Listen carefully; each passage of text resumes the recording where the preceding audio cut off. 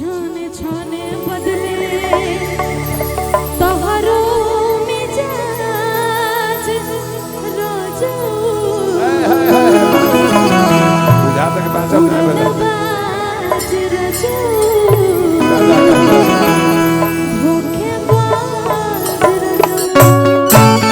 थोड़ा सा 1 second 2 minute के लिए आ जाए ना स्टेज पे, यहाँ पे आ जाइए। जाइए प्रेम भैया जाइए। हाँ हमारा भाई कुछ रिलेशन कहते हैं और आज तो मेरे लिए तो कुछ कहना ही होगा, ऐसे साइड साइड में अच्छा नहीं लगता मुझे, आप कहते हैं। और भगवान की बहुत कृपा है कि इनके जैसा साथ देने वाले भाई मिले। थैंक यू सो मच, मैं बहुत खुश नसीब हूँ। और मेरे लिए कुछ कहिएगा, थोड़ा सा तारीफ कर दीजिए। नहीं भाई, हम तो सब हमारे भाई बंधु हैं, सबसे तारीफ करते हैं।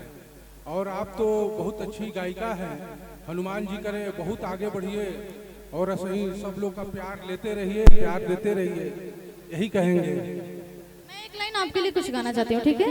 ऐसे नहीं नहीं बैठना भी नहीं है, बस 2 मिनट खड़े हो जाइए, बैठ जाए। अगर खड़े रहेगा थोड़ा मेरा भी सम्मान हो जाएगा। सही बात है। आप मैं कुछ नहीं बोल सकती आपके लिए, कम ही पड़ेगा मेरे। आप लोग सब लोग रिकॉर्ड कीजिएगा, ठीक है? और भैया को बहुत ज्यादा पान खाने का शौक है, देख रहे हैं कुर्ता उर्ता हल्का फुल्का लाल कर लिए पान खा खा के, शिकायत भी कर रहे थे पीछे भैया बैठ के। पान खाने का इनको बहुत शौक है, ठीक है? खाए वाला कोई इतना निशान या कुर्ता पे जरूर कहीं ना कहीं गिरा है। हाँ, ठीक है। इनके लिए 2 लाइन, बस ज्यादा टाइम नहीं लूंगी क्योंकि बहुत सारे कलाकार बैठे हैं। खाई के मकइया पान, राजा हमरे जान ले बका। खाई के मकइया पान, राजा हमरे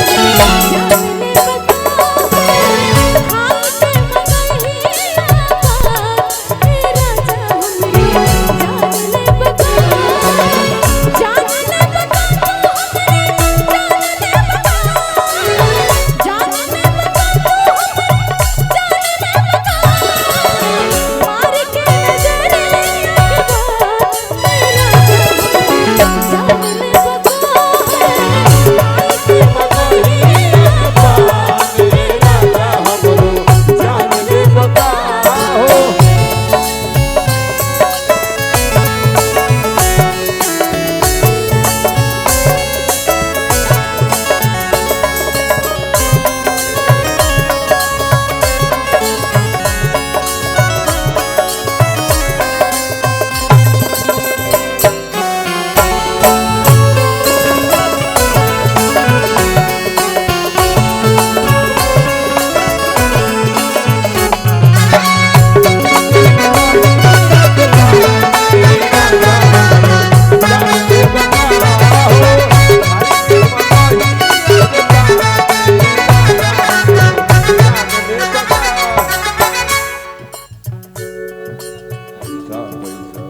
अच्छा, मदन यादव जी क्या और बोले भूल गए, उनकी तरफ से ढेर सारा पुरस्कार आया है। हमारी जवानिया पे जग झुक जाए,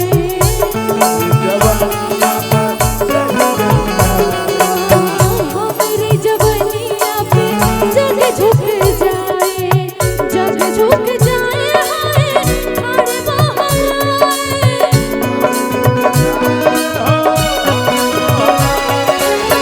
जग झुक जाए, हाय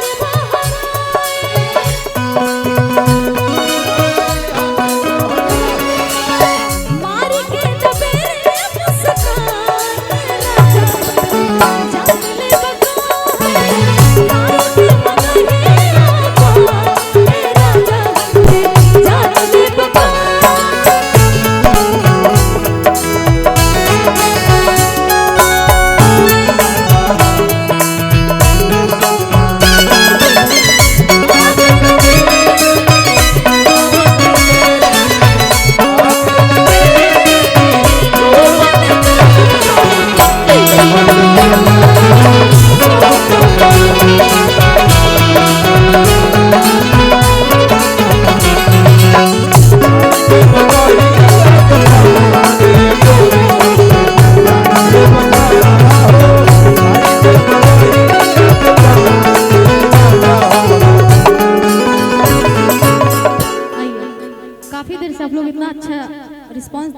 से देख रहे हैं, thank you so much. So much, बहुत so कम much। जगह मिलता है, ऐसे प्यार से लोग देखता है, और खास करके हमारे यूट्यूब चैनल वाले भैया लोग।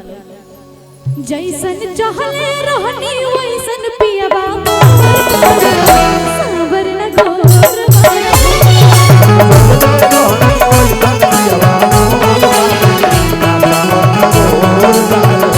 जैसन चहले रहनी वैसन पियबा सावर न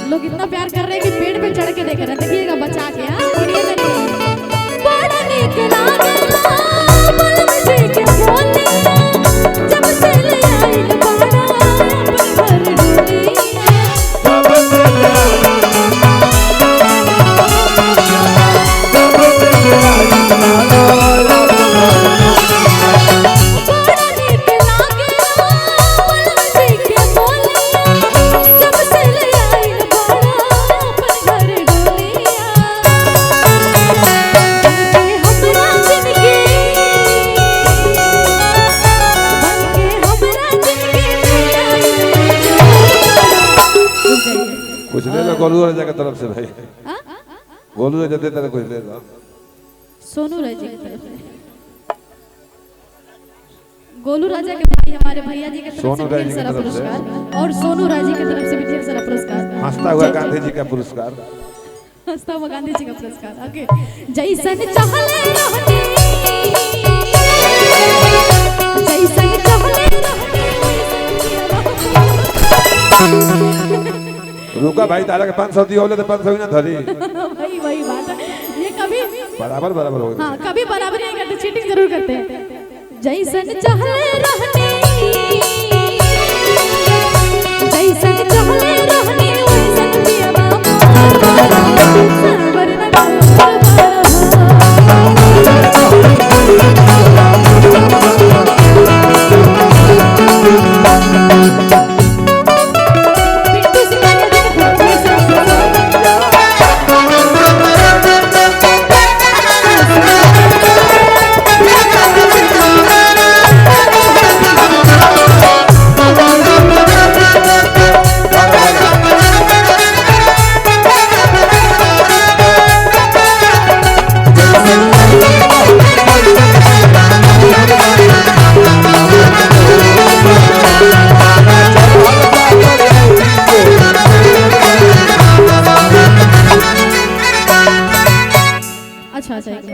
हाँ बोलिए। अच्छा, उनका देने का मन नहीं है, पैसा तो आप जबरदस्ती काहे दिलवा रहे हैं? हाँ का जी सही बोले ना? अरे भाई कुछ दिवा होला कहीं से होला, जबरदस्ती काहे बोल रहे, धक्का देके बड़ा निकला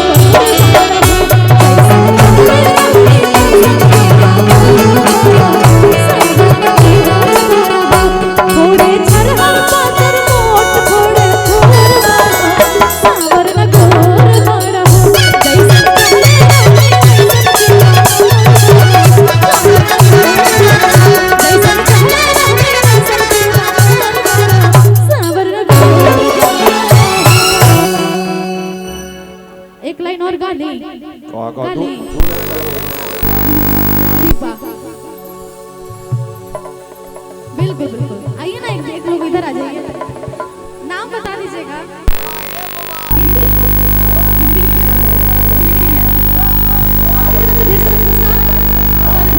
दीजिए।